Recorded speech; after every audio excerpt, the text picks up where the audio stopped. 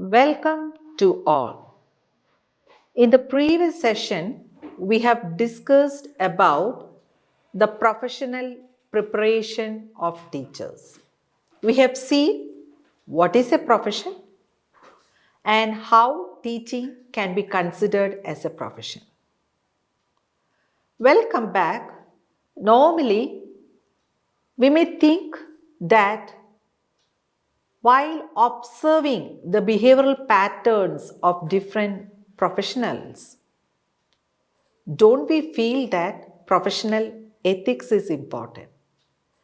In today's session, we will discuss about the professional ethics of the teachers, its importance, professional identity, and after watching this video, you should be able to develop understanding about the concept of professional ethics. To differentiate between professional ethics and code of conduct,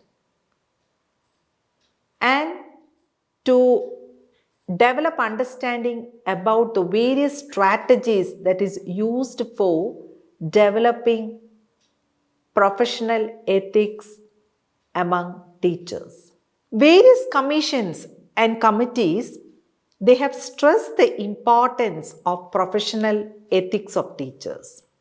When we closely read the NEP 1986 policy, it stated thus: the status of the teacher reflects the socio-cultural ethos of a society. It's a very relevant statement that reveals that the status of the teacher. What should be the status of the teacher? You know that we have to be honest in our profession and there should be integrity. Things such as honesty and integrity may be required by the code of ethics that many professional teaching organizations uphold. So in today's discussion, we will go deeply into the code of ethical conduct in the teaching profession. As professionals, teachers are constantly engaged with the principles outlined in a critical manner, taking into account the educational value of the particular relationships with persons within particular teaching and learning situations and processes. The code is intended to encourage teachers to adopt an informed approach to the teaching and its context and to reflect on the good and correct practices as professional teachers. A teacher shall endeavor to be a role model and shall act within the community in a manner which enhances the prestige of the profession. Why do teachers need professional ethics? When we look at the profession of teaching, we know that the roles of teacher are changing. In the 21st century, we can see there are multiple roles of teacher: as a facilitator, as a problem solver, as a ICT supporter, as a counselor. So besides the teaching learning process, we can see there are multiple roles of teachers. Normally, one question may come in your mind: what is the difference between professional ethics and code of conduct? We have seen what is professional ethics. So when we look at the concept of professional ethics, we can define it as the guidelines of code that provide direction in enhancing the dignity of any professional work. It is felt that to ensure its dignity, the status of the teaching profession is to be raised.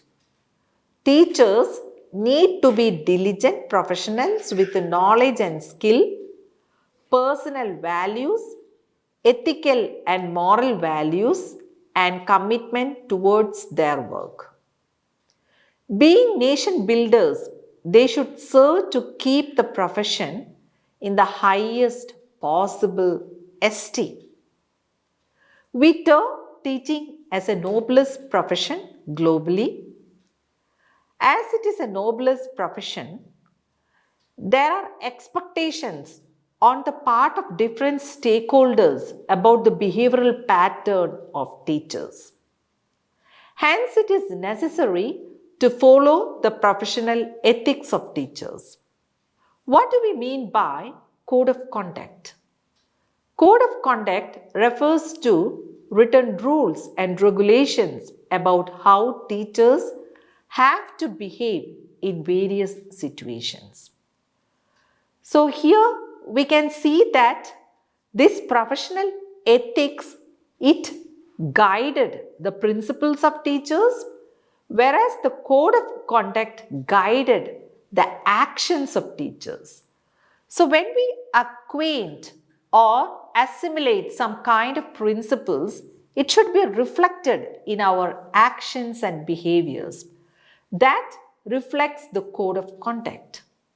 The Code of Professional Ethics for Teachers provides a framework of principles to guide them in discharging their duties towards various stakeholders such as students, parents, colleagues, and community. Increased awareness of the ethical principles governing the teaching profession is essential to ensure professionalism among teachers. I have stated that the teachers are responsible for their actions and activities towards students, towards parents, towards community. So this is very much important. Now let us see what are the duties towards students. The first duty is that in a classroom, or we can term it as a pluralistic classroom, there may be diverse students belonging to various backgrounds, various religion, caste, creed, etc. So it is the duty of the teacher to treat all students with love and affection.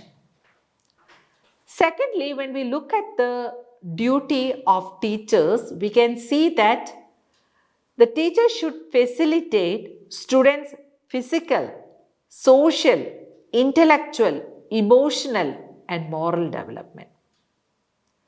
What does NEP 2020 state? The holistic development of children. So this holistic development includes the whole dimension, the overall dimensions of development of children.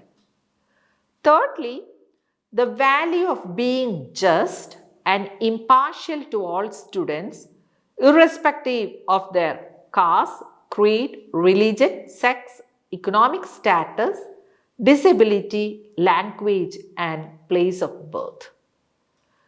Coming to the next aspect of this professional, the duties, what the teacher has to or how to behave towards students.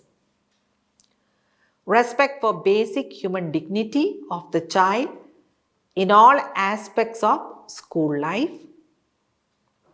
Next, makes planned and systematic efforts to facilitate the child to actualize his or her potential and talent.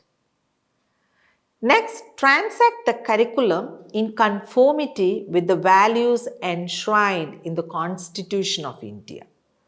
We know that for every curriculum in various countries, it reflects the notion of the national goals, where it is reflected in the Constitution. Coming to the next duty, that is adapts his or her teaching according to the individual needs of the students, maintains the confidentiality of the information concerning students and dispenses such information only to those who are legitimately entitled to it. Next, refrain from subjecting any child to fear, trauma, anxiety, physical punishment, sexual abuse, mental and emotional harassment. Next, keeps a dignified demeanor commensurate to the expectations from a teacher as a role model. Let us see the duties towards parents, community and society. What is the duty that a teacher should do towards parents, community and society? The first duty, that is, establishes a relationship of trust with parents, guardians in the interest of all-round development of students. Number 2, desist from doing anything which is derogatory to the respect of the child or his or her parents or guardians. Then strives to develop respect for the composite culture of India among students. And now we are giving emphasis for the cultural values or the traditional values in any country. Then the next one, that is, keeps the country uppermost in mind, refrains from taking part in such activities as may spread feelings of hatred or enmity among different communities, religious or linguistic groups. So we have seen the two duties towards students and towards parents and community. Now comes the duty towards the profession and colleagues.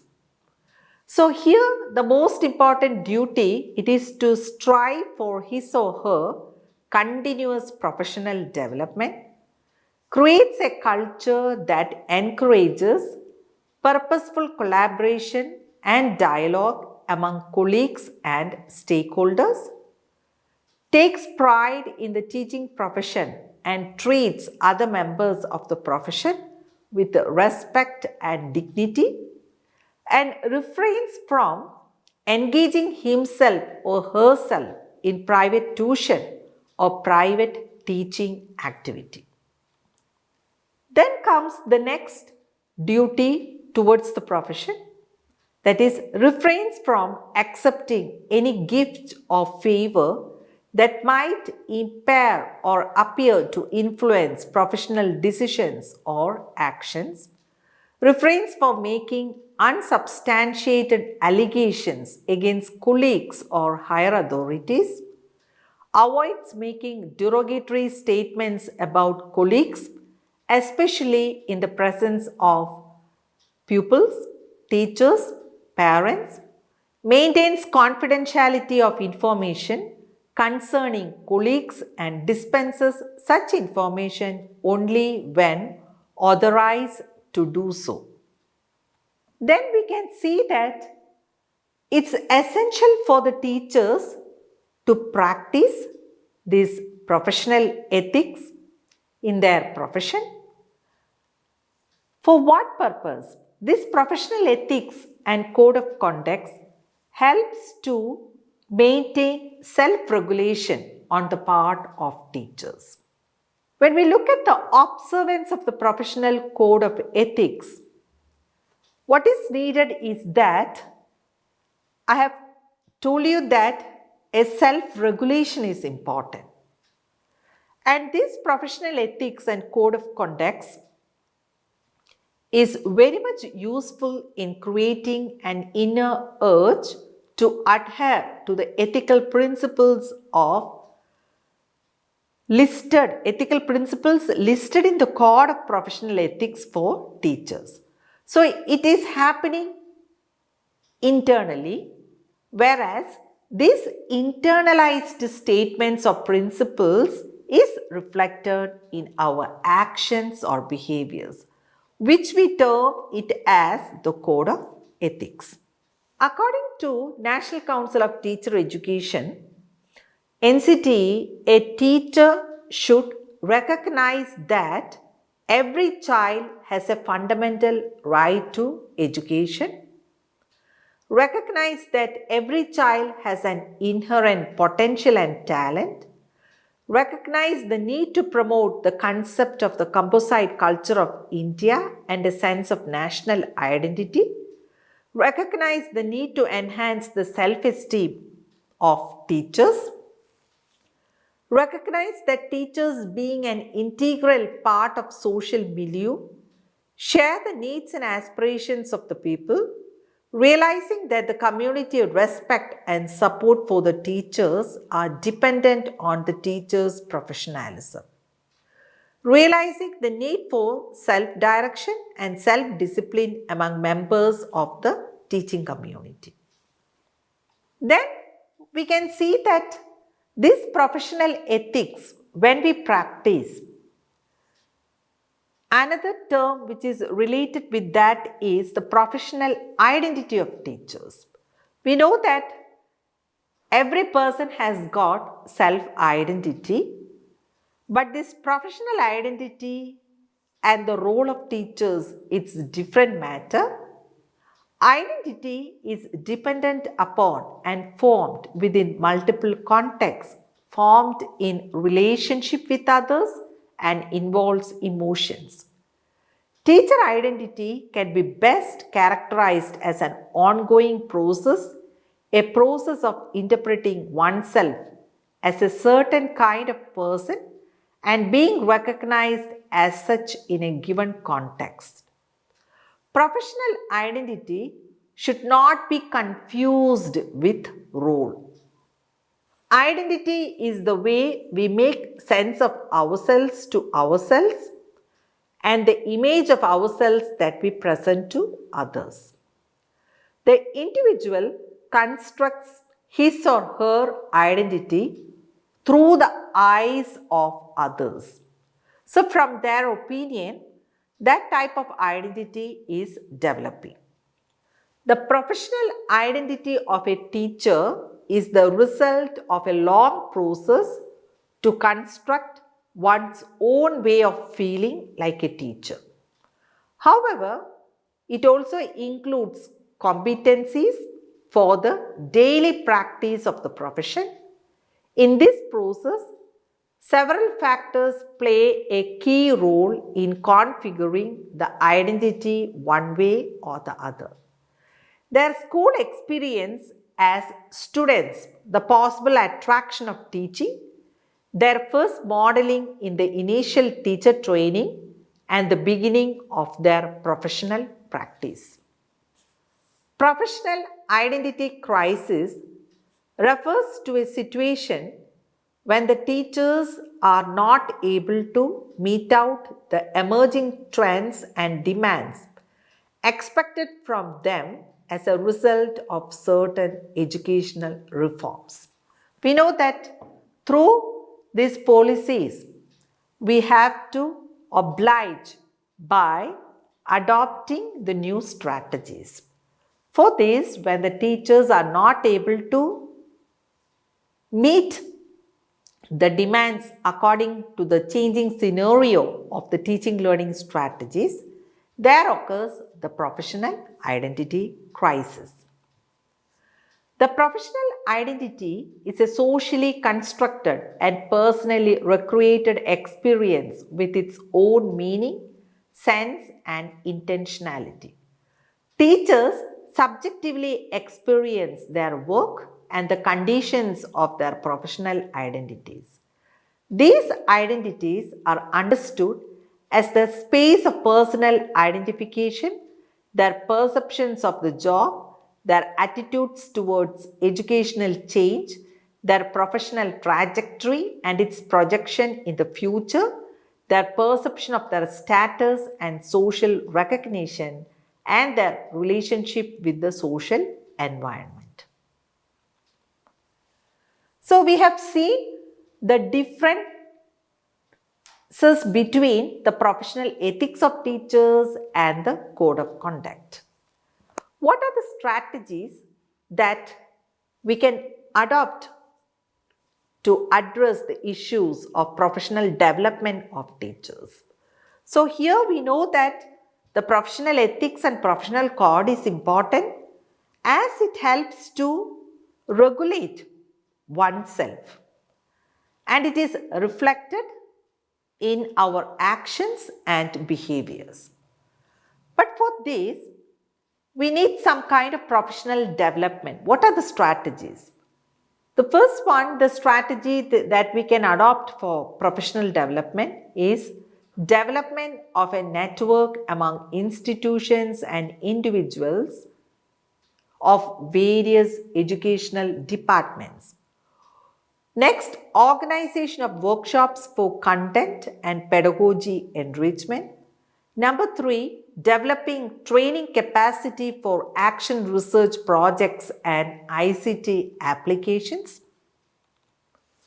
Development of a set of indicators and benchmarks to track in-service professional development of teachers and the institutions which organize them. Development of short-term courses for continuous professional development and upload them on their website.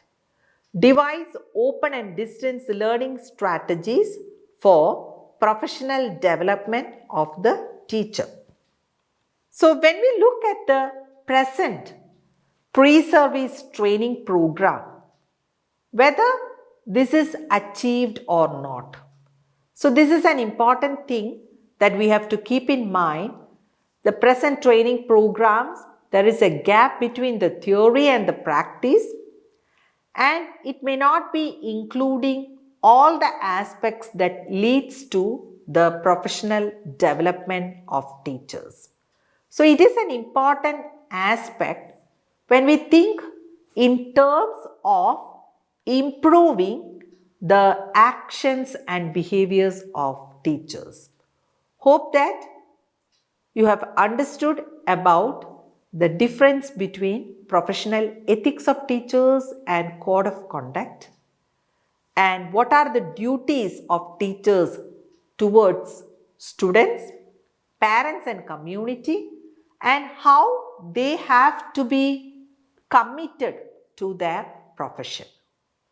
So this is an important thing because as teachers, I have told you that they have to interact with various people and they have multiple roles. And for this professional ethics and code of conduct is important for every teacher. Thank you.